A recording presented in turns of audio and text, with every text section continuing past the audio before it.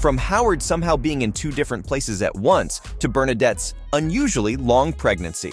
Here are the Big Bang Theory's biggest plot holes you never noticed. Like, how did Howard study at MIT if he never left his mother's house? You all know he's the guy who's always at the receiving end of jokes, and there's a couple of reasons for that. One's his rather unusual relationship with his mother. Howard, are you having a play date? Don't have play dates, I have colleagues! And the other is his lack of a PhD in a group of highly educated individuals. Now, he's what you might call a textbook mama's boy. He never really moved out of his mother's house in Pasadena, and even when his wife Bernadette suggested it. He couldn't bring himself to leave in the season 6 premiere, the date night variable. Here's what doesn't quite add up when you stop and think about it. Howard actually has a master's degree from the prestigious Massachusetts Institute of Technology. Yeah, this guy went all the way to Boston, on the other side of the country, and spent 5 years studying engineering at one of the top universities.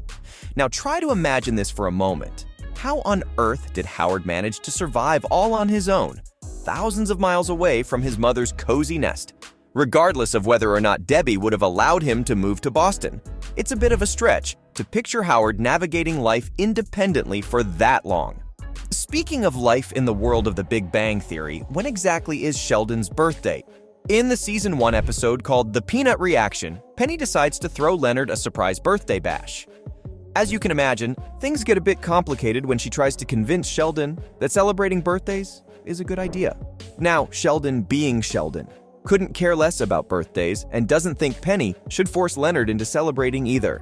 During their little argument, Penny, in an attempt to retaliate against Sheldon's dismissal of birthdays, throws out a snarky comment about his astrological sign, saying, "Blah, blah, blah, typical Taurus." You see, being a Taurus would mean Sheldon's birthday falls somewhere between April 20th and May 20th. But Penny's statement's actually a bit off. Now, this detail doesn't come up again for a while, considering Sheldon's aversion to anything birthday-related. But in Season 8, Penny brings up astrology once more, much to Sheldon's dismay. This time she calls him a Pisces, which would mean his birthday falls between February 19th and March 20th.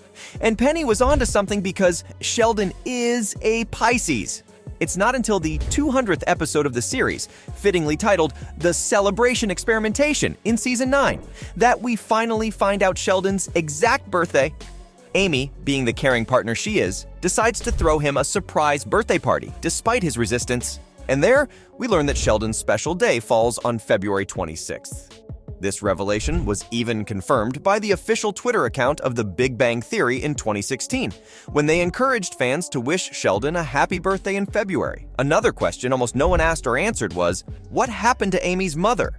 Not only was she portrayed by two different actors, but her character had quite a transformation between her two appearances. In Season 4, we briefly see Amy's mom played by Annie O'Donnell in a cameo role. She comes across as a caring parent, encouraging Amy to step out of her comfort zone, and even making a deal that required Amy to go on a date once a year. In that episode, The Desperation Emanation, she seems kind and pleasant, excited to meet Amy's then-new boyfriend, Sheldon. Fast forward to Seasons 11 and 12, and we see a different side of Amy's mother. This time, the character is played by the talented Kathy Bates in a recurring guest role. Mrs. Fowler appears to be much more conservative, strict, and overbearing. She disapproved of Amy living with Sheldon before their marriage. The portrayal by Kathy Bates gives the character a whole new dynamic and adds a layer of tension to Amy and Sheldon's relationship. When asked about the decision to recast Amy's mother, showrunner Steve Holland explained it. He mentioned that when we first met Amy's mom in Season 4, it was just a one-off scene and Amy wasn't as prominent in the show at that time. But when the opportunity arose to bring the character back in a potentially recurring role, they made a change. Plus, series co-creator Chuck Lorre had a pre-existing relationship with Kathy Bates after working together on Netflix's Disjointed. And while we're on that topic, where is Penny's sister? Throughout the show's run, we didn't get to see much of Penny's family, except for her dad, Wyatt. But Penny has dropped a few interesting tidbits about her family from time to time. One of the things she's mentioned is having a brother who worked at a meth lab. Now that's definitely a conversation starter, right? And if that wasn't enough, Penny has also brought up her sister on a couple of occasions. Apparently, this sister of hers drunkenly shot her own husband. Yikes! And if that weren't wild enough, Penny once mentioned that her sister gave her a rather unconventional first bikini wax using melted Crayola. But while Penny's dad and brother made appearances in the show, her sister seemed to be missing in action.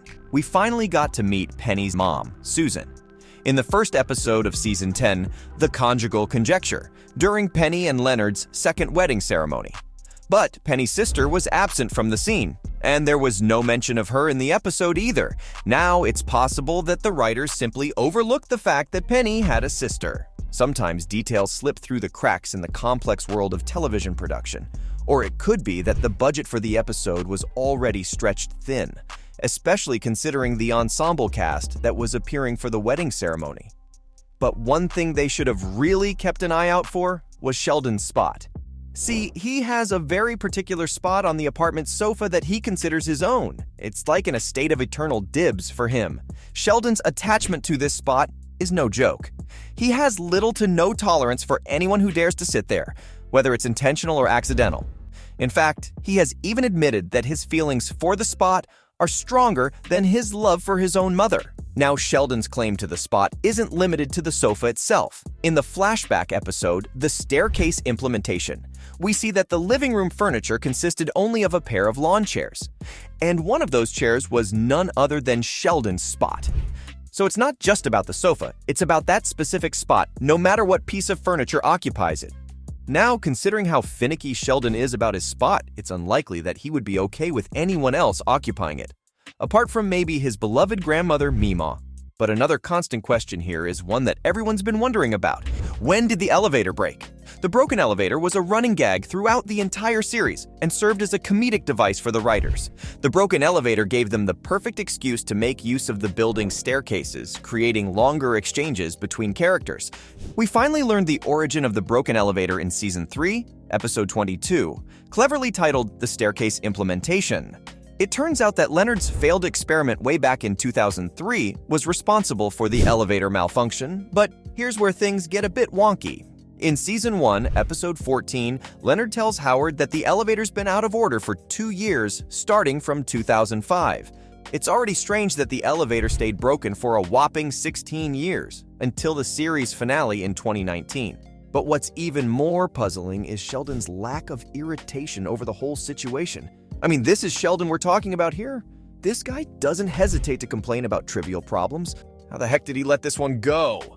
Speaking of something that just lasted way too long, is no one going to acknowledge Bernadette's long pregnancy? The big reveal happened in Season 9, Episode 15, called The Valentino Submergence. Bernadette drops a bombshell by telling the rabbit, "We'll find another time to tell him I'm pregnant." Since the episode takes place on Valentine's Day in February, and it usually takes a couple of weeks for a pregnancy test to show a positive result after conception, you can safely assume that Howard and Bernadette must have conceived in January.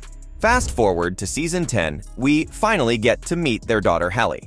So Bernadette's pregnancy lasted about 11 months, which isn't all that normal, if you ask me. So, from Bernadette's unusually long pregnancy to Howard somehow being in 2 different places at once, these were the Big Bang Theory's biggest plot holes you never noticed.